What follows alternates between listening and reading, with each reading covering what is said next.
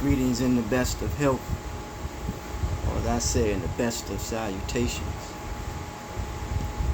I want to say from the outstart that it's been some time that I have come to conclude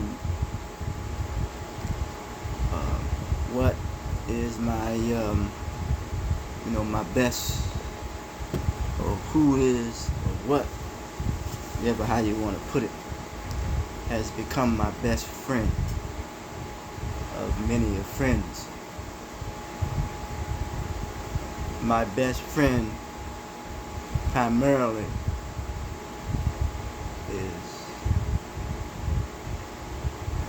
her name is learning. And before the word learn, L, you have earn, and L, you have ear, listening. It is said that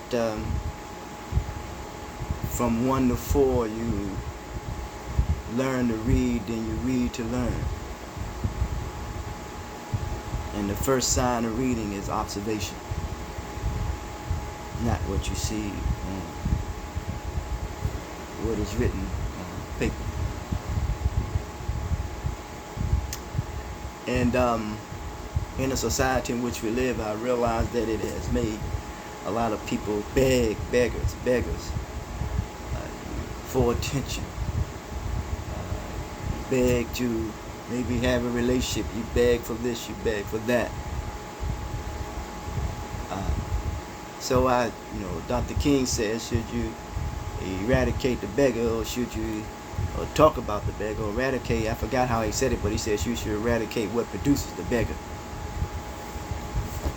So in my little time here on this plane of existence, I've come to realize, under the teachings of what was shared, Warren Muhammad, the best body of knowledge is creation. You learn from creation, and you can learn from nature, as we learn from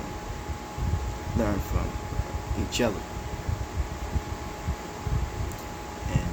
But my friends has become my books. I don't have to beg for their attention to get their attention. That they want my attention.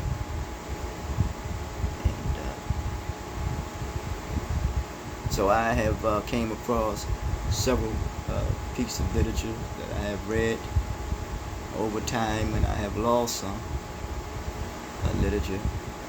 And if there was a bankruptcy clause or a bankruptcy, a lot of my assets would be associated with my books. I'm hoping that they have not made me out to be a donkey. Yes. So the books that I have acquired, these are my friends.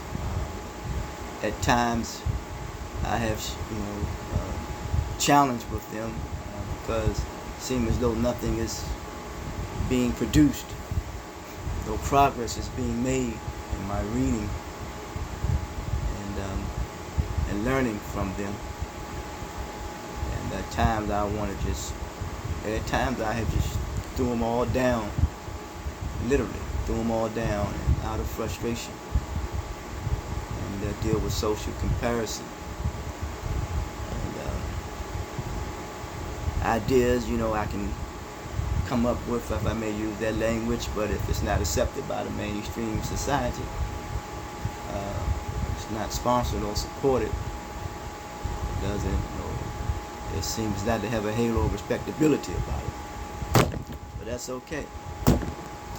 So I know historically, when it comes to these, we call the African or African American or black people, colored Negro or what have you, is that at times the one that was enslaved was not able to articulate his own experience, and someone had to articulate that for him or her. And as a result, he or she suffer in silence. And silence is a precursor to a rage, and rage leads to violence. some would say first known published African American author was considered to be Phyllis Wheatley. And I can go on, but needless to say, so as this relationship with my friend or friends are my books. There's no quarrels, physical quarrels with them. So what I have come to learn to know is that I decided to, under the tradition of the ancestors, to articulate and document my experiences. I wrote the Brother Ragnar Peel, and it was shared. And as I said, Thurgood Marshall wrote the 177-year color barrier. I spoke of the Dred Scott decision. Spoke of in 1857, I believe, in Plessy versus Ferguson, 1896. Shared it when I was in an institution of learning, and I shared it with some church members. And some few times people, they loved it, they liked, they loved what I had written. It was from the heart, and I shared it to other people. In tradition of our ancestors, I'm just following the tradition.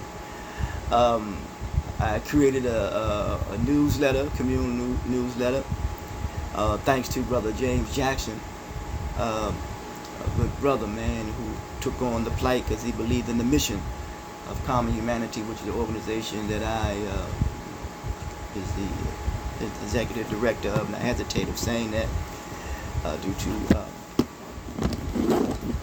status. It's not known. But I have done great things. We have done some things.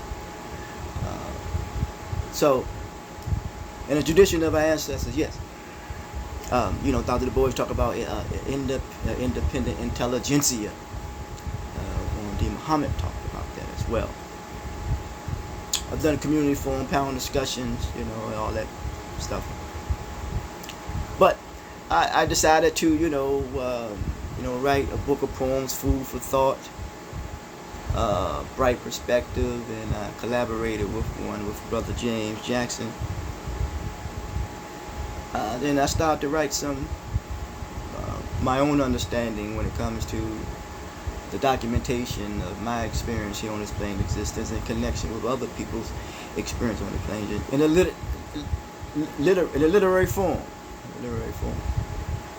Because it says in Islamic teaching that the pen is more powerful than the martyr.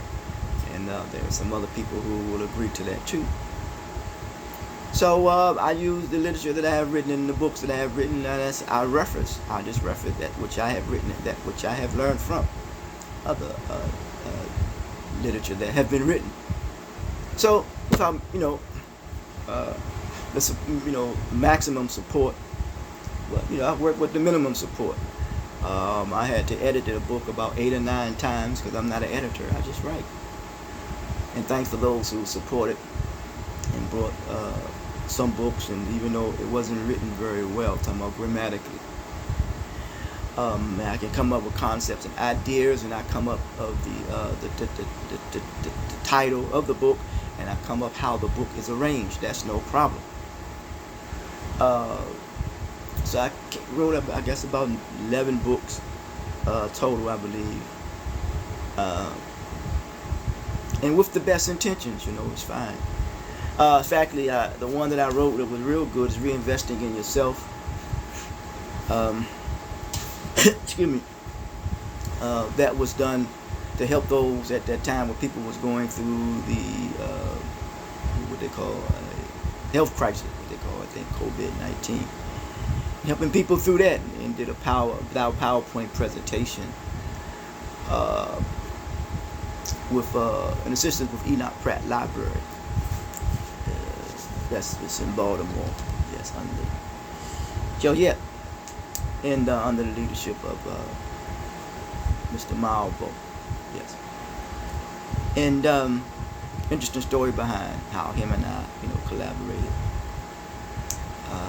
Trying to get some deal in a STEAM building presentation for youth, STEAM building workshop and ran into some difficulties with the people who worked there, or a situation that's fine. And Mr. Malvo got it resolved. Therefore, I was able to assist people.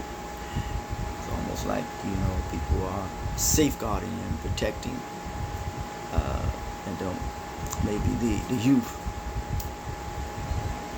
My intentions were to help, not to harm. If you are a man of a certain status, a lot of those things wouldn't matter. So for me, slavery is a thing of status control. So we're dealing with status. So then I put together my one mental constellation, the internal struggle, quest for social economic change. I have there dealing with Daniel Shades, the Shades Rebellion in Boston, deal with how the Irish, came to power by way of the ballot box. Mental constellation, the Black Swan in New York, singer. Just mental constellation, bringing all the mental together as a constellation when it comes to humanity. The internal struggle, quest for social economic change. Then I did a overcoming being mentally enslaved, encaged, and enraged, the quest of coming to complete civility. I'm rushing because my time is running short. The technology that I have is not, it's running short. So complete civility, want to become into complete civility. I came up with my own fraternity, the Ma Mo Ha So Spur fraternity. See? Yes. I know I don't go by what anyone else says. I come up with my own, And it says the pursuit of self-excellence by way of self-awareness. And the forwarded was done by pastor, a brother by the name of David Smith, who's a good friend of mine. Yes. That's okay. Then I deal with relegated, because I, relegated, try not to be relegated to an inferior posture and inferior position. And only because I did this, because people glamorized, dealing with, the drug, what you call drug use or drug game. And I realized that the major competitor is drugs, But relegated, chances, choices, risks, and consequences. Here it is. This is a good brother Ronald, that talks about he uses this as a social construct to deal with the 8 dimensions of wellness. It's a way to get it out there. But you can make a difference. The working lessons and teaching of common humanity mission, the Human Restoration Project. And when you deal with the Human Restoration Project, the primary concern is to restore social credibility. But so these have become my friends. I don't have to beg for them to, for anything. The only thing I do, they just want my attention and want my care. And I give them that. Yet it says, how did you become a master? Anything that becomes a master, he or she must become proficient at it. So what do you study? The best project that one can work on is him or herself. So I'm just learning myself, and myself is my soul. And that is the invested interest that it has in me. And hopefully, in this journey, that I am reciprocating that by way of the use of my faculties and the best of the use of my limbs.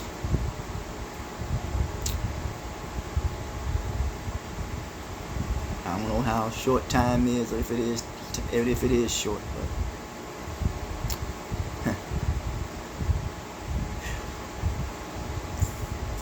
can't dwell on the past. Just a reference point, is not a place of residence. Reverend Wanamu Kevin, teachers of teachers, preachers of preachers, when it comes to reverence from the heart. My friends, my books.